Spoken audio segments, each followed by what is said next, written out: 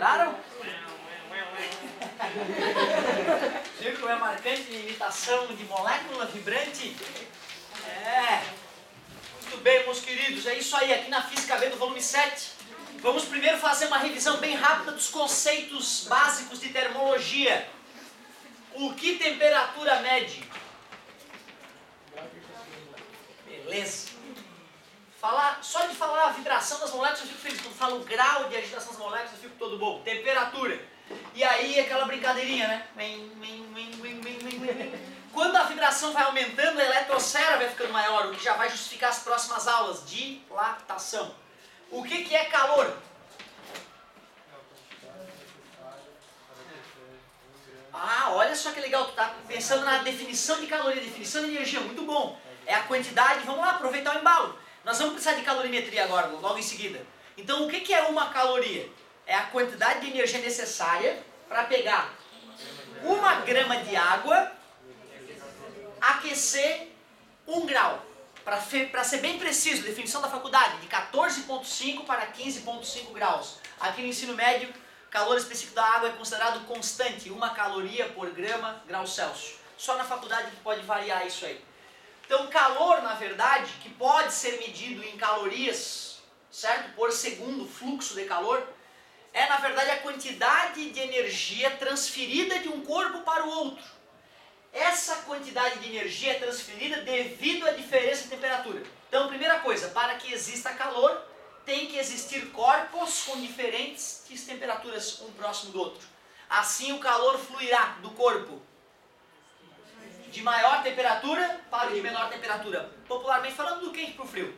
Então, perguntas clássicas de vestibular. Xícara quente, esfriou. Da onde para onde foi o fluxo de energia? Foi, né, da xícara para o ambiente até atingir o equilíbrio térmico. O que é equilíbrio térmico? Quando os dois objetos atingem a mesma temperatura. A partir desse momento não há mais troca de calor, o calor deixa de existir, certo? Outra coisa que o vestibular, que a UFSC adora de cobrar.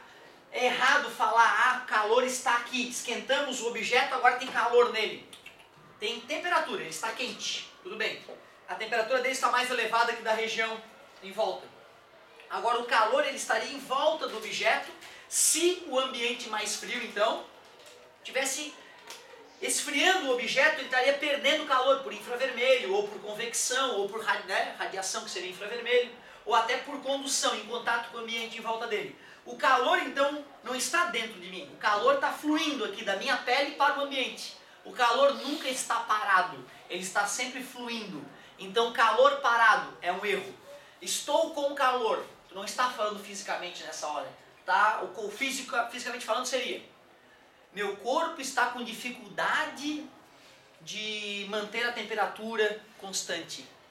Ou o fluxo de calor para o ambiente está aquém do esperado. Só que ninguém te entende, a pessoa te manda merda, acho que tu é um merda. Então o certo é: estou com calor, no dia a dia. Mas essa fala fisicamente é errada, porque estás afirmando que tem calor dentro de ti. Certo? Então equilíbrio térmico, calor e temperatura, alguns conceitos básicos. Professor, o senhor falou que calor nunca está parado. O equilíbrio térmico não seria mais ou menos isso? Olha, tu vê, quando eu estou falando dessa maneira, eu estou ignorando um detalhe muito importante. Mesmo quando dois objetos estão à mesma temperatura um do lado do outro, eles ainda estão emitindo infravermelho. Então ele está trocando, o calor nunca cessa, essa é a verdade. Só que no ensino médio, quando a gente está falando do calor sem falar das ondas eletromagnéticas, a gente, como o fluxo de calor de um para o outro é o mesmo, é a mesma coisa que não ter fluxo de calor. Mas se nós formos falar profundamente, dois objetos sempre estarão trocando alguma forma de informação, uma forma de energia, onda eletromagnética. E se trocarem a mesma quantidade, vão manter as suas temperaturas estáveis. Beleza? Mas é verdade o que tu falou, se o cara for fuçar, o cara vai perceber que sempre há troca de calor. Mesmo aí quando os fluxos de calor são idênticos, a gente diz que não há fluxo, para simplificar. É verdade. Não é errado falar que ele está aquecido. O que seria errado do físico, fisicamente falar, é falar que ele tem calor. Um corpo tem calor. Não, ele tem alta temperatura, ou temperatura maior que outro corpo. Mas ter calor é que é errado. Outras informaçõezinhas. Energia, se eu falo em energia térmica, é óbvio que eu estou me referindo à energia relacionada à temperatura. Outra forma de falar da energia térmica é falar energia interna. Só que aqui tem um outro detalhe. Geralmente, quando a gente fala de energia interna, a gente está falando de um gás. Imagine um gás aprisionado em um recipiente. Lá tem as moléculas. Se eu aumento a temperatura, as moléculas ficam mais velozes, tem mais energia cinética, inclusive, né? A energia interna de um gás é a soma das energias cinéticas dessas moléculas. Mas ela está relacionada com a energia térmica. Afinal, aumentando a temperatura, aumenta a agitação das moléculas, aumenta a energia cinética delas, e a soma dessas energias cinéticas a gente chama de energia interna. Então, alguns conceitos que vão começar a aparecer nas questões. O que mais aqui? Deixa eu ver. Pois é, aí vamos ter que começar a falar como é que mede temperatura, já que nós vamos entrar em termologia, como é que mede temperatura? Pô, na verdade, gente, tudo que a gente vai medir na física é uma comparação que a gente faz. Se eu quero medir temperatura, eu então primeiro vou ter que escolher um corpo quente e um corpo frio e arbitrar qual é a temperatura de um e qual é a temperatura do outro. Muitos fizeram isso, cada um na sua época, cada um no seu tempo. Um dos caras que fez isso, né, foi o Fahrenheit. Ele pegou aquele esquema lá de água, gelo e sal, misturou na casa dele um balde e disse 0. Pegou o corpo dele como fonte quente e disse 100.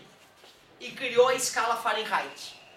Como ninguém tinha o Fahrenheit do lado para poder fazer o teste de temperatura, e não ficou bem definido qual era a quantidade de gelo, água e sal que deveria se misturar no balde lá para fazer a fonte a 0, um outro sujeito teve uma ideia um pouco melhor, um pouco mais simples, que conquistou o mundo, o Celsius.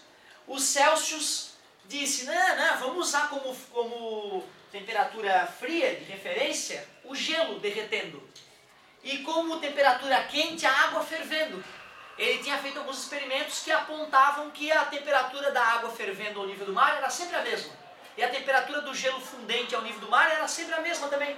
Certo? Então então qualquer um pode derreter um pouco de gelo no seu laboratório ou ferver um pouco de água. É mais simples esses pontos fixos do que os pontos fixos adotados por Fahrenheit. Por isso, então, talvez hoje o mundo seja, na grande maior parte, né, tenham adotado o Celsius. Se eu fosse criar um termômetro em Celsius, um termômetro de bulbo, ele tem um vaso capilar, um vaso fino, tão fino quanto o cabelo, por isso vaso capilar, e uma bolsinha de líquido ali. Geralmente esse líquido que a gente usa é o famoso mercúrio, porque ele dilata bem, certo? E está no estado líquido, certo? Na maioria das temperaturas que a gente precisa medir. Assim, eu posso colocar esse aparato bem idiota, um tubo de vidro cheio de mercúrio, em contato com gelo fundente, vejo até onde a coluna vai ficar e marco ali 0. Boto esse aparato bobo numa tigela com água fervente, vai dilatar, as moléculas vão ficar mais agitadas, vão crescer, o vidro não dilata tanto, por isso que a coluna fica espremida no vidro e tem que subir para ocupar mais volume. Vai chegar até lá, tu vai lá e marca, pega uma boa régua, divide em 100 partes, faz 100 risquinhos e fizesse um termômetro na tua casa. Tu vê, é importante reconhecer a simplicidade do instrumento, como ele é simples, como ele usa a natureza só. Material, mercúrio, vidro, a habilidade do homem de construir o aparato, pronto, termômetro. Assustador, né, cara? Se nós fôssemos colocar um termômetro idêntico, do lado desse, quando nós fôssemos marcar as temperaturas, a temperatura de 0 ficaria na mesma altura da temperatura de 32 Fahrenheit. E a temperatura de 100 ficaria exatamente na mesma altura do 212 graus Fahrenheit. Beleza? Só existem esses termômetros iguais? Não importa, na minha mente eles existem. E são termômetros honestos. Por isso que com esse golpe mental de criar termômetros idênticos, que podem não existir, Considerando que os líquidos termométricos estejam numa mesma altura, ou seja, medindo uma mesma temperatura, eu posso aplicar o famoso teorema de Thales para achar uma relação matemática entre essas temperaturas, certo? Retas paralelas cortadas por retas transversais formam segmentos que são proporcionais. TF menos 32 é o tamanho desse segmento, dividido por 212 menos 32, o segmento todo, é igual TC menos 0 sobre 100 menos 0. Tranquilo? Muitos anos se passaram com um sujeito que ganhou a comenda, né, de Lord Kelvin, certo? Cavaleiro britânico, né? Devido à sua inventividade, sua genialidade. Eu não esqueci o nome do Lord Kelvin, um nome interessante. O Lord Kelvin, ele desenvolveu um estudo sobre temperatura. E ele percebeu o seguinte: se temperatura mede grau de agitação, quando diminui a temperatura, o grau de agitação diminui. E ele então fez como não tinham refrigeradores super poderosos para descobrir qual era a menor temperatura possível, ele fez um estudo matemático para extrapolar a capacidade de refrigeração que a gente tinha na época e descobrir qual seria a menor temperatura possível, onde as moléculas teoricamente parariam de vibrar.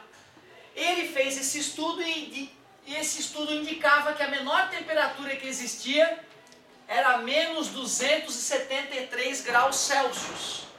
Aí ele pensou, o Celsius, quando criou a escala dele, deu um chute no escuro. Disse que era 0 que não era 0, disse que era 100 que ele achava que era 100 e deu. O mundo adorou e funcionou muito bem.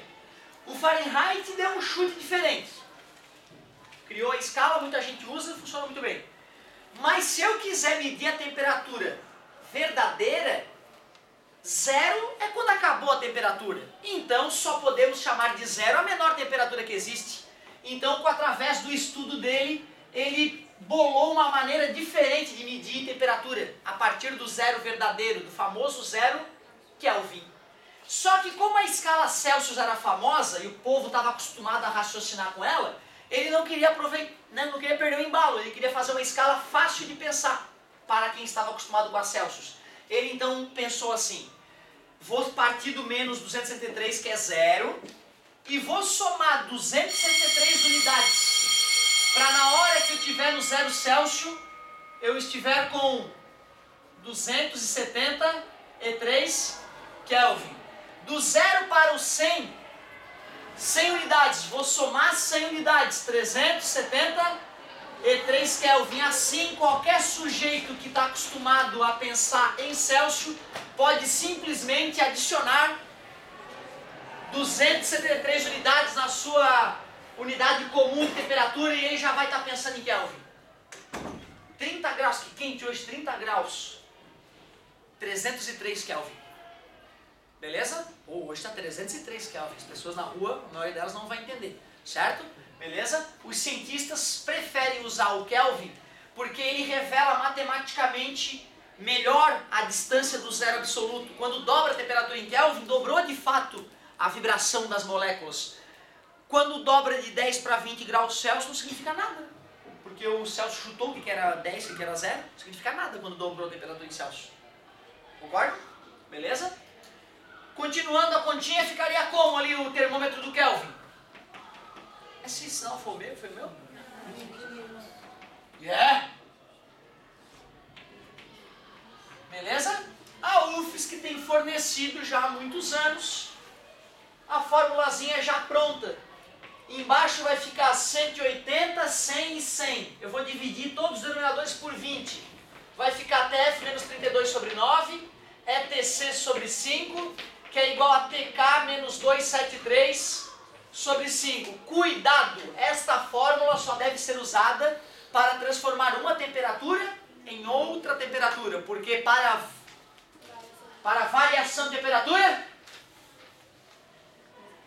o que eu faço? Faço uma regra de 3. A regra seria a seguinte: a variação em Fahrenheit comparada com a variação em Celsius ou Kelvin. Lembrem-se, hein? Celsius e Kelvin variam juntos. O Kelvin fez de caso pensado isso. Quando varia 9 varia 5. Quando varia x, varia y, cruz credo. Ou se tu dividir 9 por 5, vai dar 1,8. Quer dizer que cada 1 grau de variação em Celsius ou Kelvin varia 1,8 em Fahrenheit.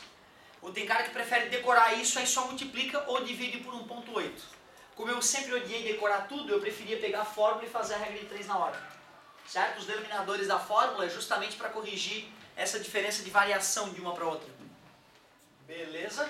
Às vezes os livros trazem assim, ó, um ΔF sobre 9 é igual a um ΔC sobre 5, que é igual a um ΔK sobre 5. Certo? Tá no mesmo. Muito bem. O que mais? O que mais? Será que ele falou alguma coisa além disso? Falou dos pontos fixos, joelho, pé, cabeça, pé. Falou um pouquinho de... Acabou. Acabou mais uma aula? Não. Dilatação? Assustador, né, cara? Terceiro é massa, né? Por quê? Acabou já, gente. 20 minutinhos. Exato. Dilatação. Calma, gente. Vai ter um monte de atividade gostosa. A gente não faz de 3 em 3, geralmente. Exato. Gostosinho, tranquilinho. E tu sabe, né? Nós estamos meio atrasados na matéria. Não é piada, cara. Eu recebi esses dias as apostilas 8, 9, 10. Essas coisas assustadoras. Se tu tá atrasado, a gente não vai terminar com os outros conteúdos. Tem que ter fé. Fé é uma coisa importante. Fé que a gente vai conseguir fazer. Não, a gente vai conseguir. Então, eu pergunto a vocês, por que as coisas dilatam? Porque as moléculas Olha lá, o cara já está fazendo certinho, pegou a manha. É isso aí, cara. Molécula que vibra pouco ocupa pouco espaço. Molécula que vibra mais ocupa mais espaço. A brincadeira que eu falava é o show, né? O cara vai no show, aí sepultura. Na hora que a galera começa a botar o metal pesado lá, cara, eu não sei o que acontece no cérebro da galera, que a galera começa a se auto-espancar. E de repente, uma galerinha de 3, 4 pessoas passa a ocupar um espaço imenso no meio da galera, né? Aquela bolha surge lá com medo de tomar uma porrada da galera. É mais ou menos isso, pessoas e moléculas nesse caso se assemelham. Pessoas agitadas ocupam muito mais espaço que pessoas calmas. É mais ou menos essa ideia. Aí o seguinte, ó, do que depende a dilatação que um corpo sofre? Depende de 3 coisas, basicamente. Do que ele é feito, o material. Isso, o grau de agitação, que a gente pode, na verdade, é o seguinte, ele já estava agitado, né? Aí eu vou esquentar ele e vai aumentar. Como é que eu vou medir essa variação de grau de agitação? Eu meço a variação de temperatura. Material, variação de temperatura e o tamanho, porque cada maldita molécula dilata um pouquinho. Um objeto pequeno, como o corpo humano, febril, tu não percebe que o sujeito está um pouco mais alto do que estava antes da febre. Agora, um objeto maior, como a Torre Eiffel, a famosa Torre Eiffel, chega a crescer quase 20 centímetros do inverno para o verão, certo? Então, essa é a pequena diferença, a quantidade de átomos envolvidos na história. A dilatação pode ser do tipo linear, superficial ou o quê? Volumétrica. Na verdade, eu gosto de lembrar a vocês que o mundo é tridimensional, então as dilatações são obrigatoriamente tridimensionais. Porém, para efeito de cálculo, às vezes eu ignoro o quanto um fio de poste, por exemplo, vai engordar para os lados ou para cima. Né? Não vai interromper o trânsito, acredito eu, né? Quando ele dilatar, né? O fio do poste não vai encostar no chão, não vai matar os pedestres. Ou seja, eu estou preocupado se ele vai esticar demais ou encolher demais e rebentar no inverno muito rigoroso, certo? Por isso que eu ignoro as outras dilatações e fico preocupado só com o quanto o fio do poste aumentou. Ele tinha um tamanho L0, depois de aquecido ficou com um tamanho final L. Eu quero descobrir, antes que aconteça, essa dilatação ΔL. Eu quero saber lá quanto que ele dilatou, para poder prever quanto a mais de fio eu deixo, né, do verão para o inverno. Bom, a dilatação linear, vocês me falaram, depende da variação de temperatura. Depende do comprimento inicial, ou seja, a quantidade inicial de átomos. E depende do material. Qual é mesmo a primeira letra do alfabeto grego? Alfa, chamado de coeficiente de dilatação linear. Obrigado. Vocês poderiam me ajudar a montar a fórmula da dilatação superficial sem colar, por favor? ΔS, muito obrigado. S0, superfície inicial. Alfa, beta, segunda letra do alfabeto. Delta T. Beleza, galerinha? Tranquilaço, né? Se a questão falar de um azulejo, de uma chapa metálica, com certeza está falando da datação superficial. Se falar do comprimento de uma barra, do comprimento de um navio, certo? Do comprimento de qualquer coisa, ele está ignorando a área. Mas, às vezes, as questões falam do volume do líquido que foi aquecido. E aí a fórmula fica, em vez de ΔS, ΔV em vez de S0, V0, o ΔT não muda nunca, alfa, beta e gama, a próxima letra, gama. Se esse era o coeficiente de datação linear, superficial, isso, coeficiente de datação volumétrico. Como é que acha alfa, beta e gama? Vai para o laboratório. Vai para o laboratório, pega um corpo de prova do material que tu quer estudar e mede. Antes do aquecimento, mede depois do aquecimento, usa termômetros para temperatura inicial e final, isola o alfa, faz o experimento 100, 200 vezes, publica em uma revista científica, espera anos pelo resultado e putz, fulano calculou com uma precisão jamais calculada antes a coeficiente de datação do cobre. Por quê, professor? Alguém deve ter morrido, explodiu alguma peça de cobre alguma vez, não souberam por quê. Aí o sujeito foi fazer um cálculo e viu, a dilatação foi além da esperada. Aí viram que o dado anterior não era tão preciso e confiável. Tu vê, né, cara, é assim que a ciência vai galgando. Um sujeitinho dá uma ajudinha de nada, outro ajudinha de nada. E hoje eu vindo pra cá pensando, caramba, 50 anos atrás o mundo era totalmente diferente. Um sujeitinho dá um peidinho ali, o outro, ajudinha aqui. E de repente o mundo avança, os celulares brotam na nossa vida, né? Tu imagina agora quantos sujeitos não estão avançando, né, um pouquinho a ciência. Isso que a gente aprende aqui é só a base da base da base, não estamos nem arranhando a superfície da brincadeira ainda, né? Show de bola, galerinha. É caro medir isso. Resumindo, é caro, fazer ciência é caro. Medir essa encrenca é um problema, principalmente superficial. O dobro de medidas eu tenho que fazer. Volumétrico e um demônio, vai dilatar para um lado, para o outro. Como é que eu vou calcular o volume depois de aquecido? O corpo está muito quente, como é que eu vou mexer nele se demorar esfria? Aí já acabou com o experimento. E a galera começou a perceber que quando media o beta do aço, dava aproximadamente o dobro do alfa do aço. Ia medir o gama da bosta de vaca, dava o triplo do alfa da bosta de vaca. Não é possível. Resumindo, a galera percebeu que para os outros materiais isso também funcionava. Resumindo, nunca mais iremos para o laboratório gastar nosso rico dinheirinho calculando beta e gama. Calcularemos apenas o alfa, que é um pouco mais barato de calcular no laboratório. E aí, através dessa relação, a gente obtém beta e gama. Esses números serão números minúsculos. 10 na menos 6 é o clássico, 10 na menos 5, certo? Então tem que ter um pouquinho de habilidade com potência de 10 na hora de brincar com isso aí. Muito bem. Acho que foi, hein? Acho que foi. Não falou da dilatação aparente ainda, que vai ser só na próxima. A lâmina bimetálica vale falar.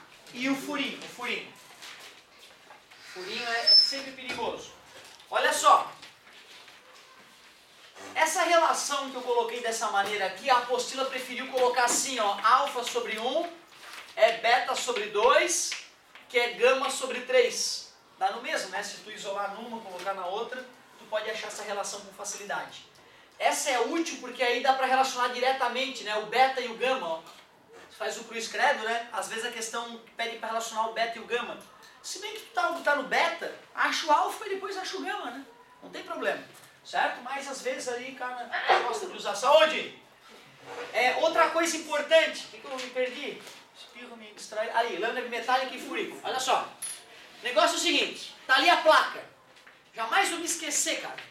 Taírsco falou. O que acontece quando esquentar isso aí? Eu na hora, diminui o furo. Ele, não, como assim?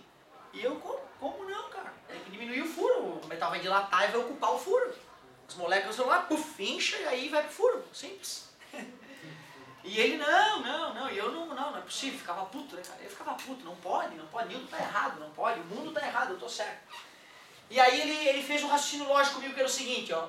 Vamos botar a chapa toda no aço, no forno então. Chapa de aço no forno. Esquentou. Dilatou. Aonde? Tudo. Cada maldito átomo. Dá uma enxadinha. Beleza? Então, peraí, eu vou botar essa chapa ali e vou recortar ali. Mas não vou tirar. Só recortei, mas não tirei. Tá ali o aço. Esquenta. o que acontece? Dilata, quem? Tudo, o quê? Cada dilata. Vou fazer o mesmo experimento, só que agora eu vou deixar a bolacha ali. Tirei a bolachinha dali, tá vendo? Esquenta de novo. O que acontece? Dilata, isso aqui dilata? Dilata, a pergunta é, como é que antes, quando ela estava ali na casinha dela, como é que ela dilatou e não destruiu a placa, já que o furo tende a diminuir? Tudo dilata, né? A única explicação é que a casinha dela ali dilata também, certo? Então tu vê, eu acho que o problema é o bolo. O cara vê a mãe fazendo o bolo dilata, né? E diminui o furo da forma, certo? Pode dar a sensação de que isso aí é uma dilatação desse tipo, não é? O bolo gerou gás dentro da massa e as bolinhas de gás se expandiram, certo? Não é uma dilatação, teve geração de gás lá dentro, né? Ou por ação de micro-organismo, ou por ação química, né? Tem o fermento biológico, o micro-organismo come uns negocinhos, solta uns punzinhos, e tem o bolinho fofinho. É legal pensar assim, né, cara? Né, o resultado da digestão da bactéria, é o pum da bactéria. Aí fica fofinho e gostoso, a gente come o pãozinho. E tem ação química, que não fica tão legal, mas o fermento químico, né, também ajuda bastante, também fica fofinho. Aí já é uma reação química, libera gás carbônico, CO2, forma as bolinhas. Então cuidado, não confundam isso aí com um bolo crescendo no forno da mãe. Tanto que, em muitos processos de mecânicos, o sujeito que vai instalar uma coisa que tem ajuste prensado na outra, tem que entrar realmente bem justo para não soltar e não precisar botar parafuso. O cara esquenta a peça de fora para ela dilatar, encaixa na peça de dentro, deixa esfriar e só pela dilatação térmica fica preso. Incrível, não precisa usar um parafuso. Então ajuste prensado é muito comum. Então cuidado, hein, galera, o furinho cresce quando esquenta, o furinho encolhe quando esfria. Tranquilo? E para finalizar, a famosa lâmina bimetálica. Por que lâmina bimetálica, adivinhem? Claro, né, amor querido? É feita de 2 metais. E é óbvio que são 2 metais de mesmo coeficiente de dilatação, né? Não, claro que não. Se eles dilatassem igual, ao esquentar a lâmina ia crescer, ao esfriar a lâmina ia baixar e não ia acontecer nada. O ideal é que o alfa de um seja diferente do alfa do outro. Vamos supor inicialmente que o alfa A seja maior que o alfa B. Tinha uma temperatura T0, onde a lâmina foi construída. Se eu levar essa lâmina para uma temperatura T1 maior que T0, o que ocorrerá? Quem é que vai dilatar mais? O A. Concorda comigo? Se o A dilatar mais, ele vai crescer mais. Mas essas lâminas foram soldadas juntas, elas estão proibidas de se descolarem. Para que esses objetos continuem soldados e um maior que o outro, só se eles se curvarem. E o maior tem que fazer a curva por fora. Concorda comigo? Então, na verdade, para uma temperatura T1 maior que a temperatura T2, eles se curvariam assim, ó. Tu concorda que nessa situação a placa laranja fica maior que a placa amarela? E, portanto, se esfriar... porque se esfriar, o cara que tem maior coeficiente de dilatação encolhe mais que o outro. Cuidado, hein? Alfa alto dilata bastante, mas encolhe bastante. Isso me atrapalha às vezes no raciocínio. E aí, na verdade, a lâmina... E onde é que se usa essas lâminas bimetálicas? Geladeira, termostatos de maneira geral. Fenômenos que devem ser controlados pela temperatura. É uma forma muito barata, né, de tu controlar a temperatura. Custa muito barato o termostato, né, cara? Dependendo do termostato, se for xing-ling ali, 2 pila, ou termostato em si, né? Aí, claro, o aparelho como um todo, para controlar a temperatura dos peixinhos. O fabricante pensa, o cara tem aquário. Por que ele tem aquário? Tem aquário, tá sobrando um dinheirinho. Então, vamos dar uma facadinha. Então, assim, a gente vai comprar um termostato para aquário. Aí, 15 pila, 20 pila, aqueles que cozinham o peixe. Aí tem uma cara, bom, vou viajar e meus peixinhos vão estar vivos na volta. Não, aí vai gastar um pouquinho mais. Estudante, chegado aqui, vamos ter um aquário, Mari, minha irmã. Vamos ter um aquário, beleza. Aquário. O inverno está chegando, os peixinhos começaram a morrer. Tudo bem, vamos comprar o remedinho e vamos comprar o termostato. Qual? Mais barato. Mas não teve outra, cara, teve assim, ó, aí tu regula a temperatura, né? Aí tá perfeita a temperatura. 2 dias a temperatura é perfeita, de repente dá aquela oscilada. Um dia tu chega, tem sopa de peixe dentro do aquário. Termostato tão, né, os engates ali da rosquinha é tão terrível, que aí alguns dias varia a temperatura, e aí não desliga mais, tu chega, o negócio tá aquecido demais e dele peixinho a boiar. E tu insiste, tu vai, não, vamos lá, vamos de novo, é algum fenômeno sobrenatural. Compra peixinho e peixinho morre. Então não se esqueçam, quer ter um aquário, dá pra ter, super legal, interagir com os peixinhos, só que tem que estudar. Tem que estudar, tem que ter o peixinho pra limpar não sei o que, tem que comprar os remedinhos, vai dar a ictiose maluca lá, vai aparecer feridinha no peixe, aí começa a ficar, né, não vale a pena. Eu acho que eu fui o maior exterminador de peixe em Florianópolis no começo da faculdade. O beta mesmo, que o namorado da minha irmã deu pra ela, eu matei uns 3. Né? Eu matei uns 3 sem querer, ai que bonitinho da comidinha, ai que bonitinho da comidinha. Morre o beta. Aí tu vai lá comprar outro parecido pro cara não desconfiar. Certo? Se amaram muito tempo. Beta é muito legal. Eu queria botar um beta numa lanterna que tem no meu carro que tem água, eu tô a fim de botar um beta nela. Vai ficar chique.